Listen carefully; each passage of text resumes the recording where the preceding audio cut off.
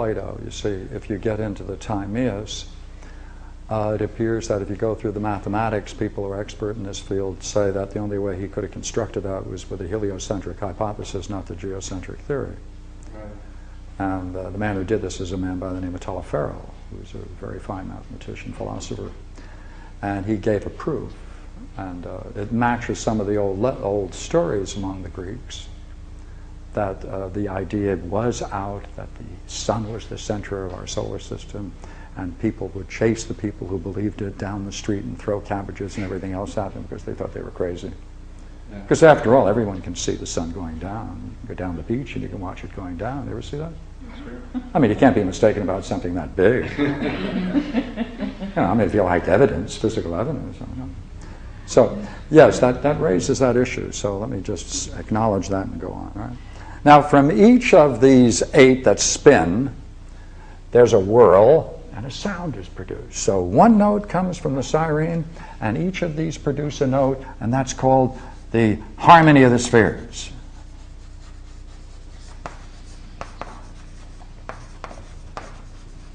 Right, because as they're turning around, each one has a note, and the siren, which is over the whole thing, of course, is in one beautiful note. So the whole concord is a harmony.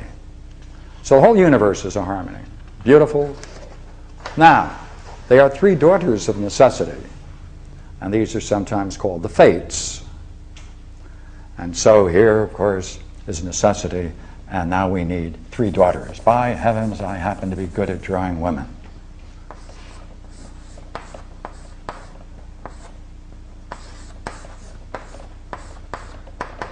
Each one so beautiful it astonishes those people who observe them, right? But when you have talent, you have to show it. So there's the 3 things, right? Of course, you know them. Lachesis, which is the fate of what is past, right? Clotho, the present, and Atropos, of course, is the future. Each sings in unison with the sirens, and they all turn the spheres, and that's what makes the entire universe move with such beauty and sound. Laches, however, now plays another role, major role. Laches, we will put here. Lachesis, sometimes they call her, right? And she has on her lap, right, all of the patterns that men may choose to determine their next life, and what are called lots. Because there's so many people going to be reborn, that they have to be given a time in which to make their choices.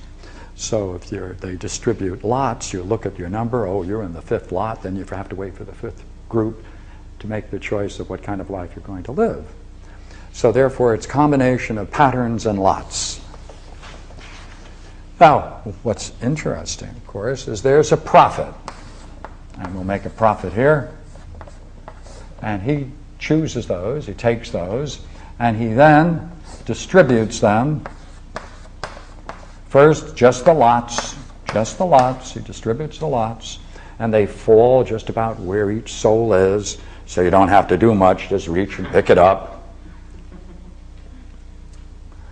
And what's important about that is the statement Plato makes. He says, look here, she says, now this is her, this is Lachesis says, no divinity shall cast lots for you.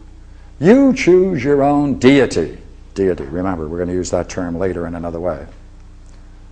To whom falls the first lot, select a life to which you shall cleave of necessity. Right? So, look here. You pick up your lot. Now you can choose which lot, the patterns. And you cleave to that of necessity. So if this, in this beautiful picture, of course, you can see a soul. Right? And if he chooses, he gets that lot. He waits for his time to choose one of these patterns. He chooses the pattern. Now, this is most interesting, you see, because now you shall cleave of necessity to that choice that you made at that time. No change. It gets worse.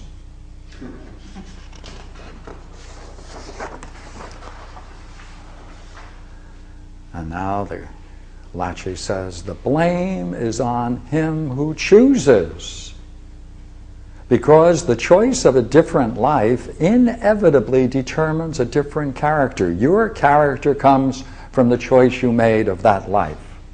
That's how you get your character. So the pattern, that becomes a particular life you choose. That life you choose determines what kind of a character you have. Fixed. And then she says, look here, even if you were to make if you were in the last lot, and if you had to make your choice of what kinds of patterns you're going to choose for your next life, even if it's the last, Plato says, if you choose wisely and live strenuously, then there's reserved for him an acceptable life, not an evil one. What do you need? Wisdom to choose, right? Even if last, if he chooses wisely and lives strenuously, that's a very, very important point. And matter of fact, we should have spent a little more time last week when we did the Phaedo on this idea of strength. He has two ideas, you see. He says that the reason man's condition is so terrible, the reason why man is in such a terrible condition, has nothing to do with good or evil. It has to do with two things. He is sluggish. That's his problem. Nature, man's sluggish. And weak. Feeble, he calls it feeble. Translation is feeble, but it's weak. Weakness. He doesn't have sufficient strength. That's man's problem. Now, sluggish means not that you can't move, but that there's a very low rate of change. Right? Now, equally well, you have to have a certain degree of strength in order to play this philosophical game. Why? Last time we spoke about the fact that the most interesting thing about the nature of reality is that it is beauty itself. It is ultimate reality.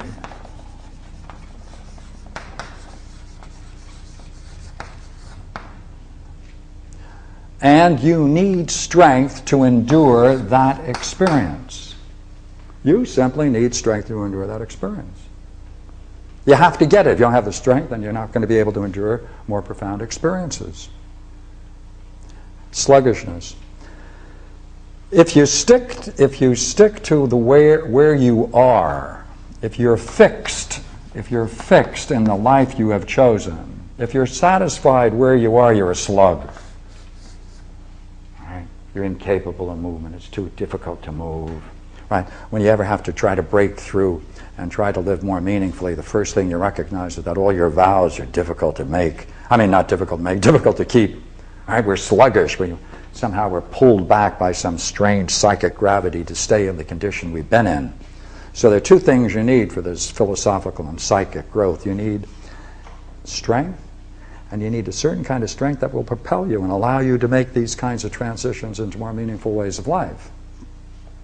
That's why when we talked about last time, there's a kind of yoga that takes place in the Phaedo that we talked about in the afterworld. So I just wanted to mention that now and keep on going. All right? Okay. Now, therefore, if the person chooses wisely and lives strenuously, if they have the strength, then they can grow. You need psychic strength, and that's why, of course, there are the yogis and the Bhastika and the Kumbhakas and all the yoga breathing exercises, which we saw last week, matches one of those interesting states that is in the myth of the Phaedo. All right. Now here's the problem. Here is the problem. All right, so this is all background. Let's get the problem out.